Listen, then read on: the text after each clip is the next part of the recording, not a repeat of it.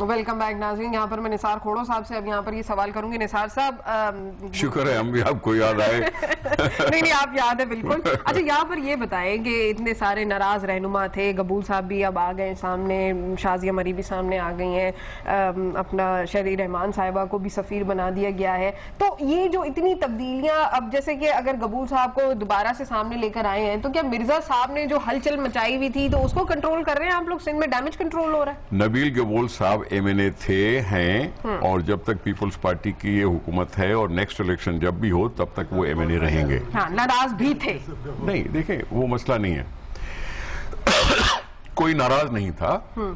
یقینی طور پر بہت سی ایکٹیویٹیز, بہت سی اسٹیٹمنٹس پہ کبھی کبھی ریزرویشن کوئی کمنٹ آ جاتی ہے, ٹھیک ہے, اس لحاظ سے کوئی بات چلی ہو. کوئی نبیل قبول صاحب نے ناراضگی کا اظہار کر کے کوئی جلسہ نہیں کیا جا کے اور کہا کہ میں ادھر کر جا رہا ہوں یا ادھر جا رہا ہوں. ٹھیک ہے, شہری رحمان صاحبہ منسٹری سے اتاری گئیں, اس کے بعد چپ رہیں, پھر اس کے بعد ہلال احمد. چپ رہنے کی مطلب تحفہ ملے گا, صبر کا پھل ملے گا. This is the discipline of the party for God's sake. Why try and understand کہ جی اگر اس کو منسٹری سے نکال دیا گیا تو it was well within the disciplinary way کہ she said, took time, tried to understand things and remained, کہ انہوں نے اپنی لیڈرشپ پہ کوئی اٹیک اس طرح سے نہیں کیا, بھیجا اور اس طرح کی بات ہی. پالیسی جو ہے وہ اس کو کنٹینیو رکھی, اپنی ایم این اے شپ کو کنٹینیو کراتی رہی, اور جس طرح سے وہ ایکٹیویٹی اسمبلی میں کرتی تھی وہ کرتی رہی. اس کے بعد وہ ہلال احمد کی چیئرمین بنی اور اس کے بعد اب وہ سفیر بنی. یہ پارٹیز میں ہوتا ہے. شازیہ مری صاحب کے پاس آپ نے ذکر کیا, اس کا کوئی ناراض نہیں تھی. اگر وہ ناراض ہوتی تو وہ دوسری منسٹری میں کیوں بیٹھتی؟ ایک منسٹری تھی اس سے چھینی گئی, دوسری لی گئی. نبیل صاحب سے پوچھ لیتے ہیں. نبیل صاحب آپ کی ناراضگی نہیں تھی کیا پارٹی میں؟ مطلب یہ تو آپ کو ڈیفنکٹ ایم این اے کا نام بھی دیا جاتا رہا ہے. نہیں, اگر ناراضگی ہوگی بھی تو میں آپ کو نہیں بتاؤں گا. ناراضگی ہوگی تو آپ ہمیں نہیں بتائیں گے. مطلب سب کو راضی کر لیا گیا, اس کا مطلب یہ ہے. دیکھیں بات سنیں, یہ بڑی پارٹی ہے, پاکستان پیپلز پارٹی بہت بڑی پارٹی ہے, تیسری چوتھی دفعہ حکومت میں آئی ہے اور کولیشن کے انداز میں چل رہی ہے, کلیکٹیو وزڈم کریٹ کرنے کی کوشش کر رہی ہے.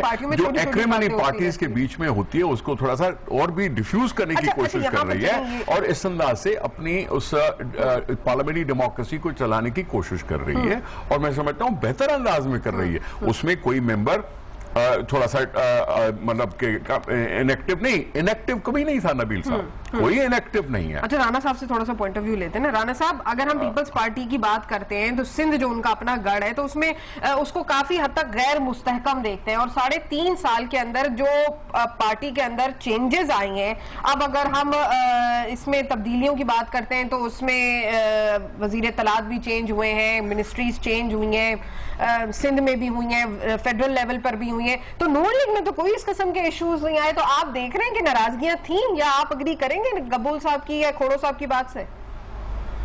دیکھیں اس میں میں یہ یعنی اپنے ایکسپیرینس کی بنیاد پہ یہ کہہ سکوں گا کہ بڑی پارٹیوں میں جو ہے وہ کیونکہ زیادہ لوگ ہوتے ہیں اور مختلف پوزیشنز کے لیے ان کے درمیان تھوڑا بہت جو ہے وہ ایک مسابقت کا جو ہے وہ ماحول بھی ہوتا ہے. اس میں بعض اوقات ہوتا ہے کہ کسی کی زیادہ سنی جا رہی ہے, کسی کی کم سنی جا رہی ہے, کوئی اگنور ہو رہا ہے, تو اس بات کے اوپر لوگ اپنا کوئی تھوڑا بہت احتجاج یا اعتراض جو ہے وہ دکھاتے ہیں.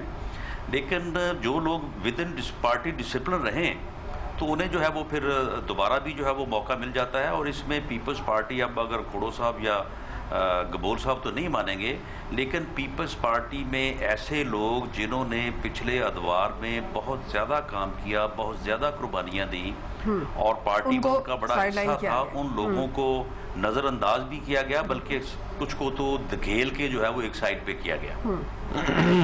کس کو نظر انداز کیا گیا؟ آپ کیا کہیں؟